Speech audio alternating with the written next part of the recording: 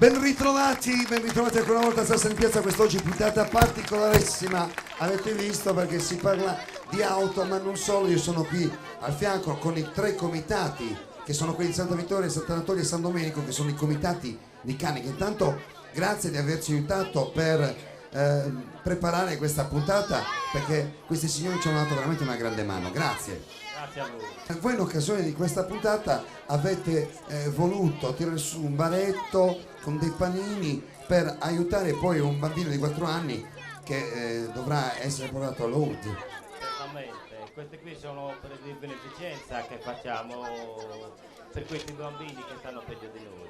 Passiamo il microfono anche agli altri comitati, il comitato che ha presentato anche il Racing Show, ma cosa significa comunque lavorare per un quartiere come quello di Canica? È un momento di assemblamento di tutta la gente, perché sono così tanto numerosi. È un momento per tenerci tutti vicini, tutti assieme. Ma cosa significa? Passiamo anche il microfono, io così vi faccio parlare tutti. Cosa significa organizzare una festa? Cioè, come fate? Chiedete dei finanziamenti che so alla regione, alle amministrazioni, andate in giro per le case per farvi aiutare, come funziona? Allora, si chiedono dei finanziamenti comuni, così. Soltanto si passa anche casa per casa per chiedere un piccolo aiuto. Quello che ognuno può dare, ci dà una piccola offerta. Quindi comunque c'è l'offerta, un po' come si fanno anche nei paesi. Tutta la borgata, e anche si fa per Sassari, cioè si gira un po' dappertutto. Ecco, così come hanno fatto con Antonello Sassu, che è tra gli ospiti, l'ho beccato. Ciao Antonello, mio collega a TeleG, facciamo un applauso ad Antonello, che quest'anno, così come gli altri anni, ha fatto grandi lavori in occasione della Faradda, la mitica Faradda. Sì, intanto permettimi di farti i complimenti, perché veramente sei bravissimo. So che lo spettacolo che stai portando avanti in tutte le piazze della città sta andando benissimo, il programma di punta di TeleG. Esageriamo. Un applauso a Paul, perché è veramente molto bravo. Poi niente, noi in occasione del 14 insieme a Tonino Fauli, che è lo storico appunto dei candelieri, abbiamo fatto la puntata, un programma dedicato ai candelieri.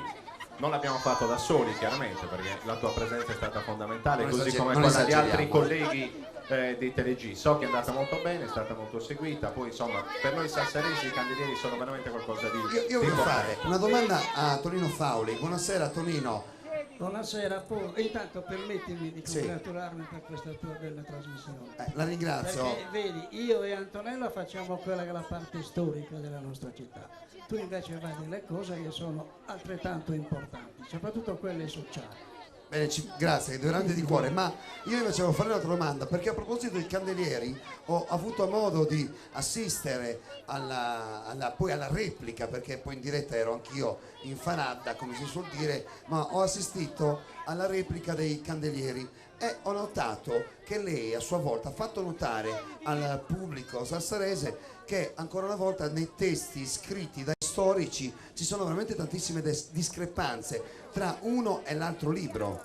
Beh, abbastanza, se io dovessi dirne ne so parecchie, però non bisogna mai andare a scontrarsi con queste cose.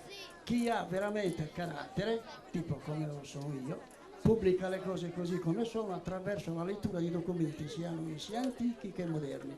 Quindi comunque si arriva poi alla verità. Io lo scorso anno che ho condotto la diretta televisiva in un'altra televisione, ma ho condotto la diretta televisiva e sono andato a studiare tutta la storia dei candelieri, poi mi sono accorto che c'erano delle discrepanze e qualche volta mi sono sentito anche un po' in difficoltà nel pronunciarmi in quell'occasione. Una delle cose più gravi che ho assistito in questa discesa dei candelieri è che non solo ho guardato la nostra la trasmissione, ho guardato anche quella di altre televisioni locali, tra i quali ho sentito che mentre scendevano i candelieri e danzavano addirittura sulla piazza Santa Maria, questi sono tutti candelieri antichi, eccetto quello di Picapietra, che è stato costruito nel 1955. Ma invece c'è quello dei Falegnami, costruito nel 1921.